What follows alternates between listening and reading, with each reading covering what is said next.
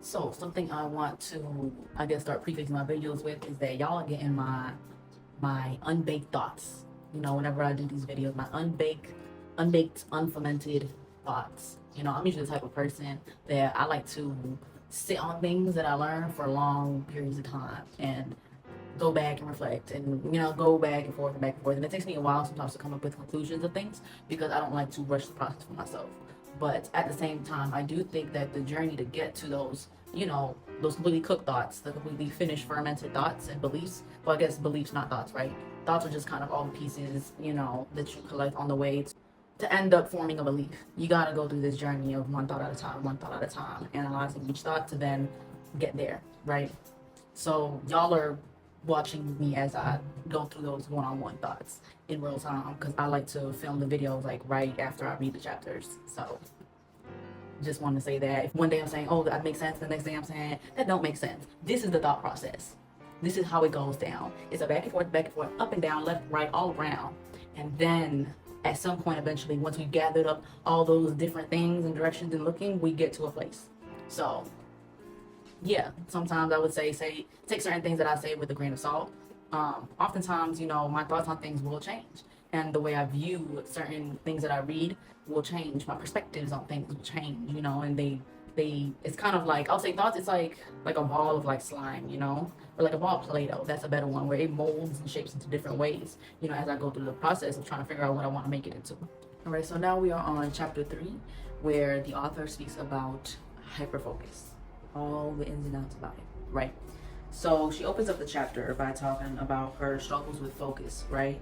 And how for her it wasn't a thing to do, it wasn't a verb, it was more like a noun. And the reason it felt like more of a noun than a verb to her is because it felt like something that was this object, this impossible to attain object, instead of like something that was an action, right? Due to her difficulty with it. It was such an issue to the point where she had to pretend to focus when she was a kid, just so that she wouldn't get, called out on in class and stuff. It's a lot more embarrassing to get called out for not paying attention, for not focusing. So instead of being able to actually learn how to focus, she learned how to, what a lot of people call is what a lot of us call masking, right? She learned to mask. She learned how to look as if she was focusing, in order to blend in a little better. And she also touches on, how hyperfocus is something that she dealt with as well, and how, hyperfocus, it could be a great thing until it's not, right? Hyperfocus is great until you hyperfocus so hard that now the whole day has gone and you still haven't eaten lunch, you haven't done anything. Like previously talked about before, how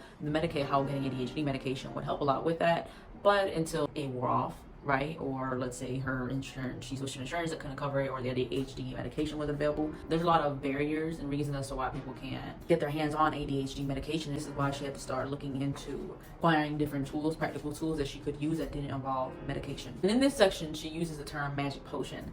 One thing I noticed that throughout, especially this chapter in particular, she uses a lot of like fun descriptors for things, fun terms and analogies and stuff, which I love. I'm a person who does that a lot. Like I use a lot of analogies when I speak, a lot of fun descriptors for things when I'm trying to explain things, right? And so she calls ADHD medication the magic potion, that she had finally come across. One of the struggles that she kind of realized with this magic potion is that, during those periods of times when she couldn't get her hands on the magic potion, or after the magic potion wore off, that it would be even harder for her to just get by on day-to-day life, whereas like although she was already struggling this much before she got on the medication, right? She was already struggling this much before she got on the medication. She got the medication, her struggles went down here. She got off the medication and her struggles went all the way up here. And so that's what she noticed, and that's what led her to start digging into ADHD research. I'll talk about myself, how I had certain personal experiences with these types of things as well, right?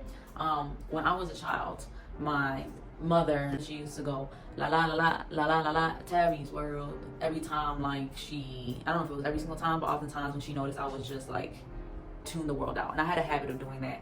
I had an ability to kind of just be in this little constructed world of mine. I've always said that one thing I always tell people was like, when I was a kid, I had a great imagination, because it don't matter what the hell was happening on the outside of me. I had a whole little world I constructed for myself with my dolls, or just off pure imagination alone. I'll play with rocks and shit, whatever I could find really. and I would just be in this little bubble all by myself. And so, you know, my mother would say that. And if y'all didn't recognize where that jingle comes from, it comes from Elmo. You know, la la la la la la la, Elmo's world. Also, I just want to make a quick correction. For some reason, I always thought the song was La La La La Elmo's World, but it's not La La La Elmo's World. It's Elmo's song. And I'm about to put the soundbite in, okay? La La La La La La La Elmo's song. So instead of Elmo, Tabby's World, because I was in my own little bubble. And so that's one of the things I can remember, you know, distinctly from my childhood. That wasn't zoning out per se. That was just more so kind of just like a tune out, right? And something else I do and would do was like zoning out, right? I have a habit of zoning out at times, right? And sometimes it has to do with me being tired, like just literally sleepy. There goes Leon. Hell, I was zoning out while I was reading the book. Okay, like it's to the point where it's like I'll read a sentence and I'm reading the sentence and I zone out while I'm reading a sentence and I have to reread it like 3 times just to understand what I was reading. And that'll happen. I've had times where this is a little dangerous, but where I've zoned out while chopping like vegetables and stuff. And now I will say with that, like there's times I've literally had to just completely stop what I'm doing because of the fact that I could possibly chop off a finger. But I've done that where it's like I'm just chopping and I just blank out, you know. And again, sometimes I feel like it has to do with physical tiredness, definitely for sure. Other times, I don't even know. It just happens, right? And this sometimes when I zone out, things get blurry. Like maybe I'm just like looking, I don't know, let's say I'm on the computer typing something, and all of a sudden the screen just kind of looks blurry, and I'm just there like, I just like shake myself like that. I'm like, and I blink a couple times, and I'm like, okay, we're zoning out because things started getting blurry. I wasn't seeing, right? And so that's something that happens oftentimes with me, right? And like another thing that I can think about is how I oftentimes, and I talked about this in the previous video, I go off on side tangents in conversations, and I'm a lot better at it now, at like reeling back. Hell, I did it in the last video, and then I reeled myself back and I showed y'all. But it used to be a lot worse. When I was younger, like I would go off on tangents and I could not for the life of me remember what the fuck I started. I didn't know where I started. I didn't know what the original conversation was about. And that used to happen to me all the time. And I'm not perfect at it now, but I will say I've definitely improved a lot more. And, you know, that's something that I'm going to talk about, I guess, like more so like with tools. You know, when we get to the tool section, we'll talk more about that later, right? Those are just some things I can think of off the top of my head that I struggled with, you know, or things are just, you know, that I did, right? And so next, you know, the author Jessica, she talks about what she learned, right, upon her research and stuff. What else is she learning now? ADHD brains don't lack attention. They lack the ability to regulate it. And I know we briefly touched on that also in the last video. You know, and when we say regulate, like the ability to say, okay, we can start the attention and stop it. Start and stop. It's when it comes to ADHD, a metaphor that she uses a lot throughout the chapter is like a door. Where when it comes to normal, typical brain, you can shut the door and open the door when you need to, right? Or at least a lot easier. When it comes to an ADHD brain, there is no closing the door. The door just be open all the time, right? Right? When the door is open, anything can come in, anything can come out. When you close the door, you're able to focus on whatever's in the room, right? But if you can't close it, everything's coming in good and bad. The prefrontal cortex is responsible for focus, develops slower in ADHD brains than in neurotypical brains. Something that I didn't know. The more you know.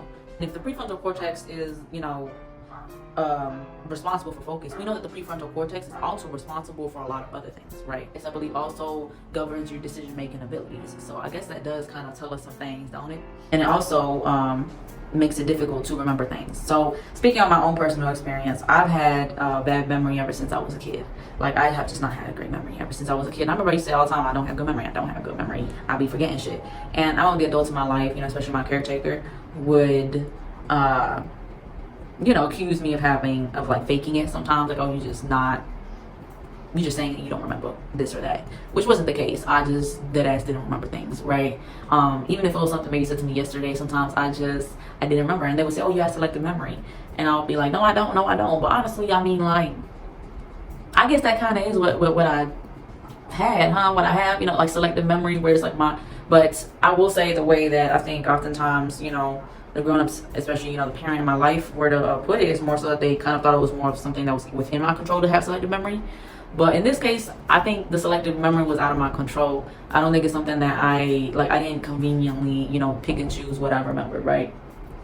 It was a matter of my brain did that on its own, not me. It was her that did that, you know. Funny enough, my parent probably does have ADHD too. Another thing that happens is misdiagnosis all the time apparently, which it kind of makes sense due to hyperfocus abilities, right? Because a lot of, I guess, doctors look at ADHD in a more like one-track mindset, and they look at it with a very little definition of being attention deficit.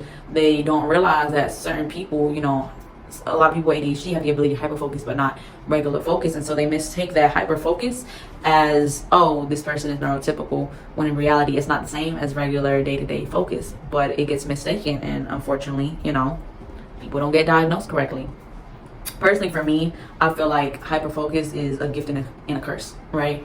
Because it's great when I'm enjoying something, right? When I'm doing something that I really like, but at the same time, like, it can get to a point where I feel like a piece of gum that's stuck to some surface and I literally can't detach from the surface. That's what it feels like sometimes, and it feels like I have no control over it at all. I feel a bit helpless at times, and this will show up, like, for example, sometimes Instagram is my worst enemy, and this happens with regular people all the time, right? Typical people where they start doom scrolling or something. But and that's another thing too, that nowadays, because of the type of environment we have a very distracting environment. So neurotypical people can have focus problems, but it's not the same time as it's not the same exact, it doesn't mean they have ADHD, right? Hyperfocus isn't a choice, nor are the negative consequences of it. A friend of hers, was reading a book that she had to talk about at a book club. She hyperfocuses reading the book so hard that she ends up missing the book club entirely, and kind of just laments, is like, damn, I really wanted to, talk about the book. And that's like a good example of it. He also points out about how our brains often work on like an autopilot mode, aka default mode network, DMN, where we listen, but we don't digest what we're listening to. So an example she gave was like a TV show, an episode in a TV show where the person, they were in like a meeting, and their boss was like giving everyone instructions of what to do next for the day. And the guy interrupted and was kind of just like, hey, I will give whatever we have to do 110% once you tell me what it is we have to do again in a little bit more interesting way. And so that's a good example of it, where his default mode is like he listened, like he was hearing what was coming in. He heard at least enough where he knows he has to do something. It's like he's cognizant, he's not entirely cognizant, like he's aware that he has to do something, but he didn't digest what it is that he has to do, even though he heard the words. The words were coming into his brain, but they weren't, getting processed, right? And that's something that oftentimes happens with an ADHD brain. And so, like we were mentioning, right, with the whole prefrontal cortex thing going on, ADHD brains have an abundance of gray matter in their brains, and because of this gray matter, remember the whole open door situation, they have the door open all the time, which on a positive note makes it conducive for divergent thinking. Now, what is divergent thinking? I'm glad you asked. I'll read it to you. A cognitive process that generates creative ideas by exploring many possible solutions or bouncing from one thought to the next. Divergent thinking generally occurs spontaneously, is seldom linear, and tends to produce abundant and unique ideas.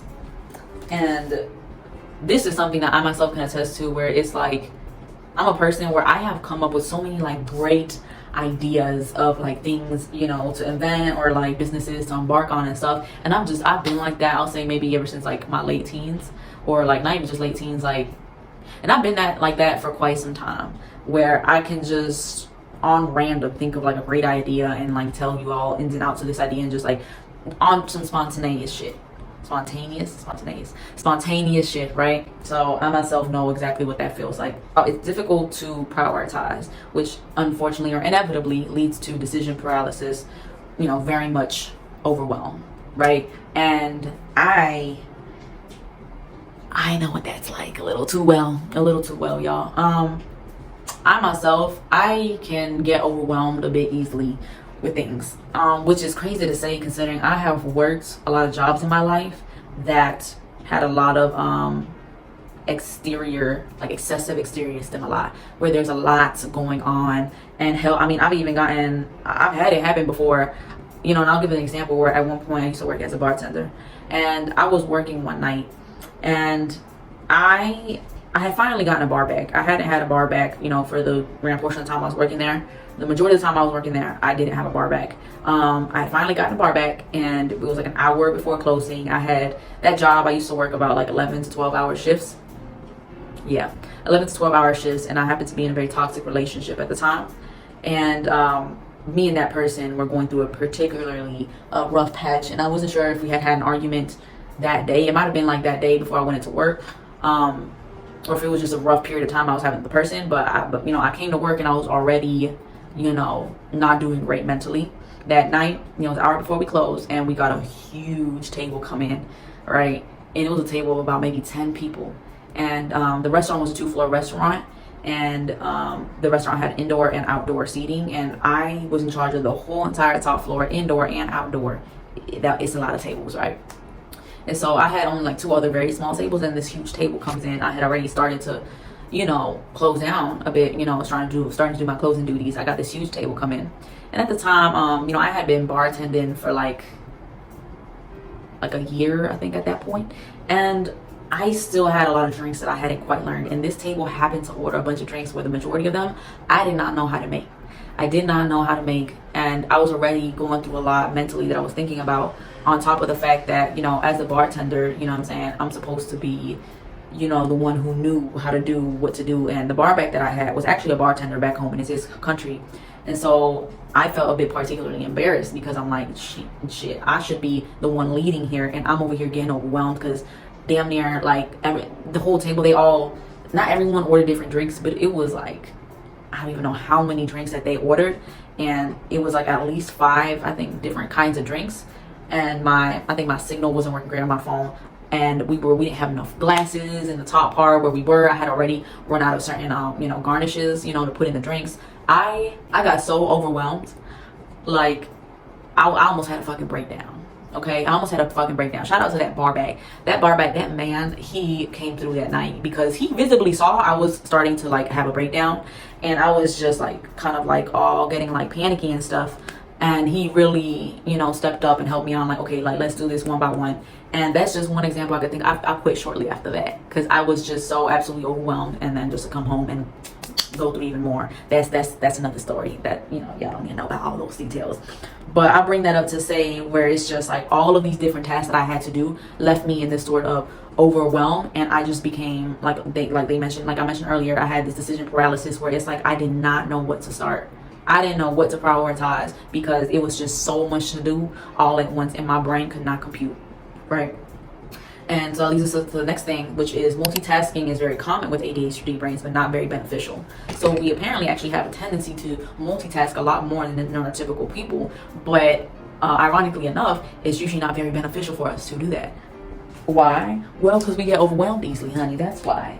And due to the multitasking, all this multitasking we're doing, it can unironically end up taking us longer to get all these things done, because we decide to multitask, right? It can be very beneficial to multitask when the activity that you're doing requires low brain effort. So for example, if you are folding laundry, this is an example, I'm using her example, where if you're folding laundry and watching reruns of a sitcom, the multitasking will work fine, right? It's a low effort activity. But if you're trying to do something like cook a meal, a new recipe that you never made before, and help your child with calculus all at the same time, it's a recipe for disaster. It's and that could overwhelm someone with maybe anxiety as well. So different mental health things can intersect, and that's just something I'm mentioning, because I'm also a person who has had issues with anxiety as well as other problems. So yeah. Lastly, with the things that she's learned, is that a distracting environment makes life very challenging to focus, even with neurotypical brains as well.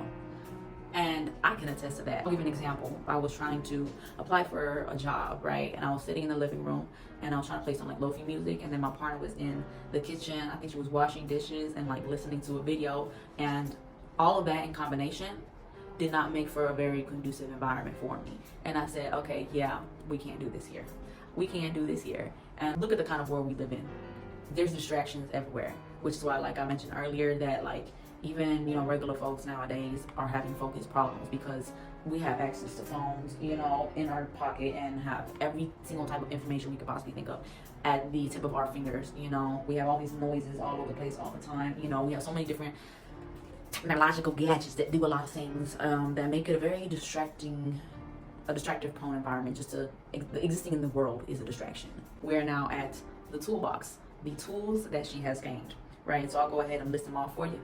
5 tools in the toolbox right now, right? Which is number 1, boost the signal, decrease the noise. Number 2, practice non-judgmental redirection. And number 3, make space for hyperfocus and install guardrails. Number 4, move your body. And number 5, rest your brain, right? So I'm gonna go through each tool, and I'm going to mention the specific tips in here that she's mentioned that I am currently using. So one of the things I do is, as she refers to, laying down the tracks. And what's laying down the tracks?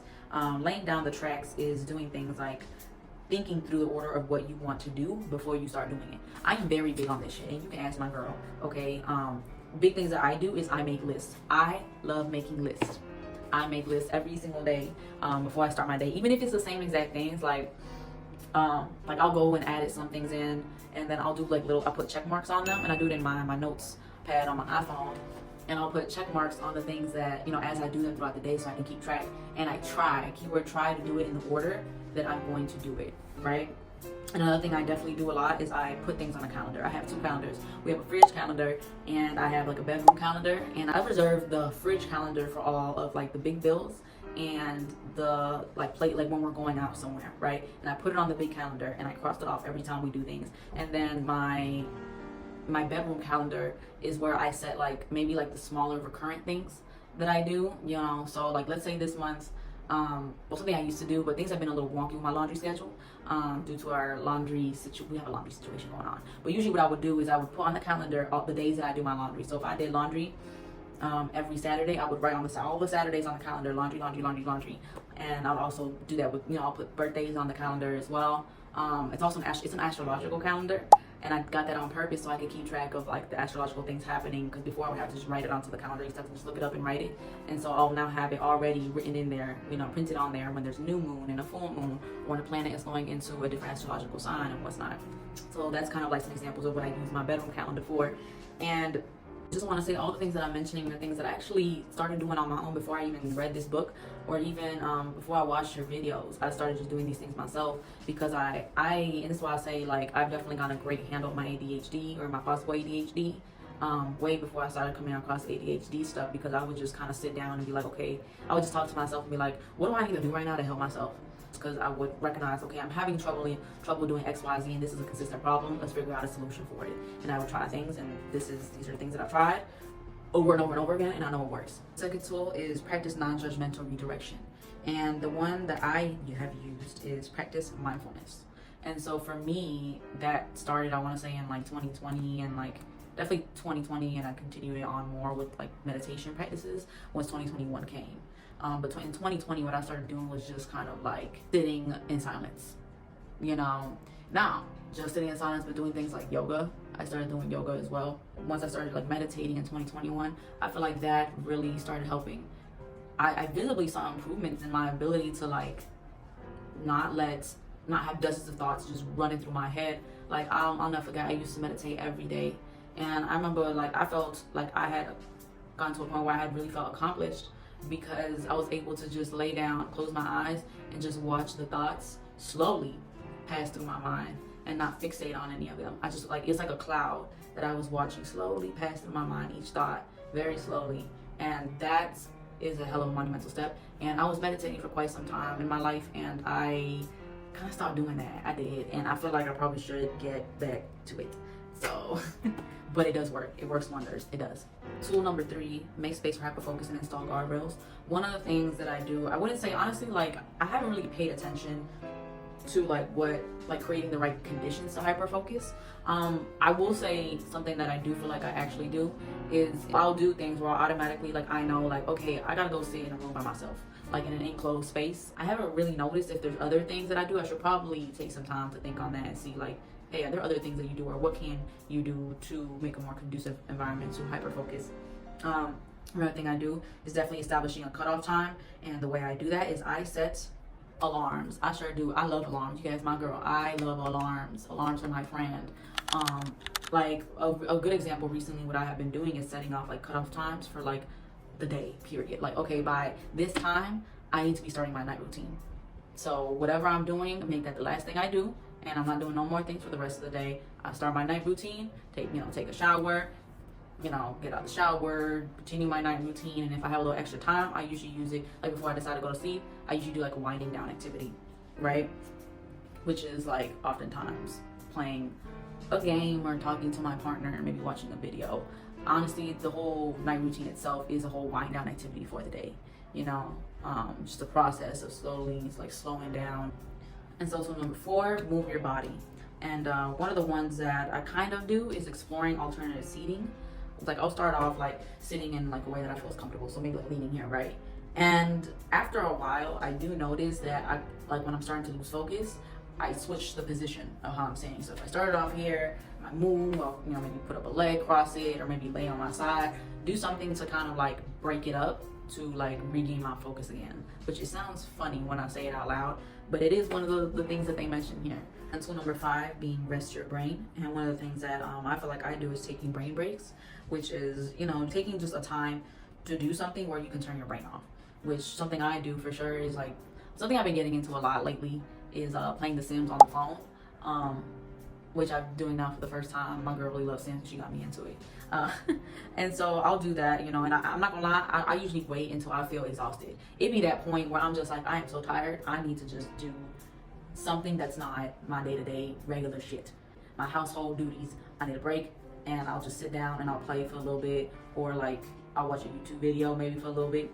And those brain breaks definitely really help me to continue going. Last thing that the author touches on is that focus is important, but sometimes distraction brings innovation. And I thought this was a really great, I love the way she ended this chapter, because she mentions an interview she had with a journalist, and where, you know, she's just proudly talking up about all the tips that she's used to help her focus. And the interview just says one statement, which is, you know, but sometimes the noise becomes a signal. And that made the author kind of just stop, and some things clicked in her brain for her.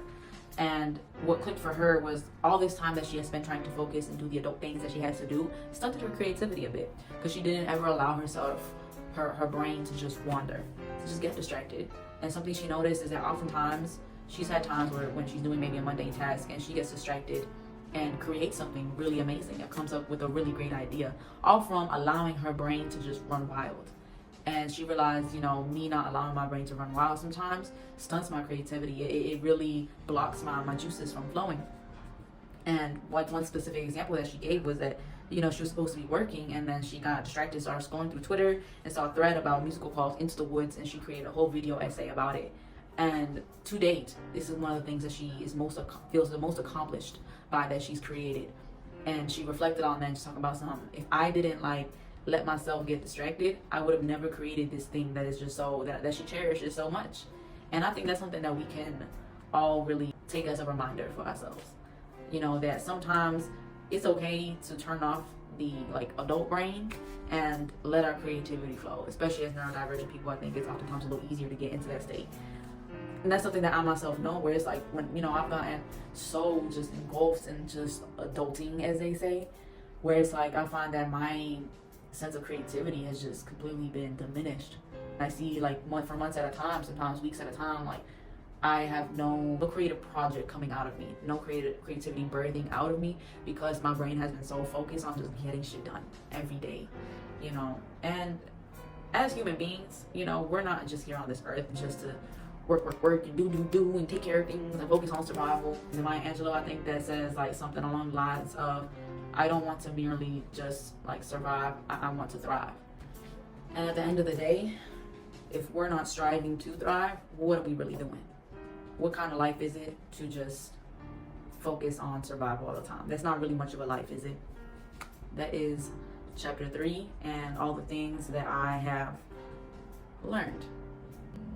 And y'all do not forget to go and check out the author, Jessica McCabe. Check out her book, How to ADHD. Check out her YouTube channel, How to ADHD. You know, every time I do, you know, one of these videos looking, you know, at these books, don't forget to go check them out yourself. And if it sounds like something you want to read, go ahead and buy it. You know what I'm saying? Go ahead and get that book. So